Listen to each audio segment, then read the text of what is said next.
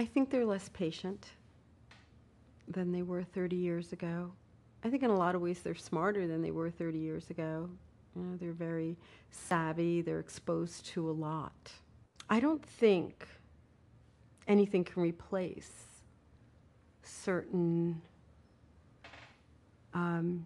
experiences kids have with language.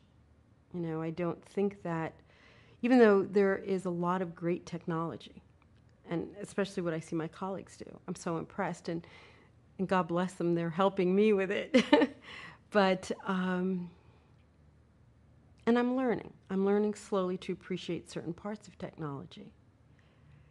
But I don't think that there's anything that can replace what happens, the thing that happens between students and facing the word, facing literature. I think what we can do with technology after that to support it is great. But I think the danger lies in trying to replace that difficulty. And sometimes it can be painful to confront a text that is really difficult. But I think that's important. I think the difficulty is important. I think the painful process is important. And I think they have to do it. And anything you can do afterward with technology is great. But that thing still has to happen. That sudden discovery, happy accident of saying, oh, that's what he or she meant. Or I finally see it. And I see a pattern here. I see subtlety that is so powerful. How does technology do that?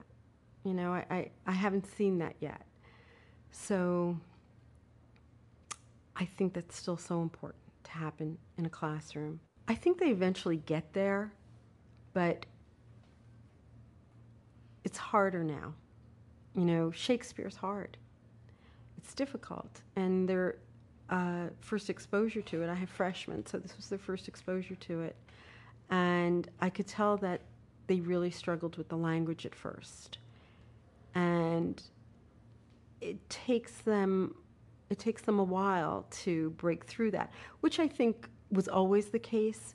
But I think now, when everything is so immediate,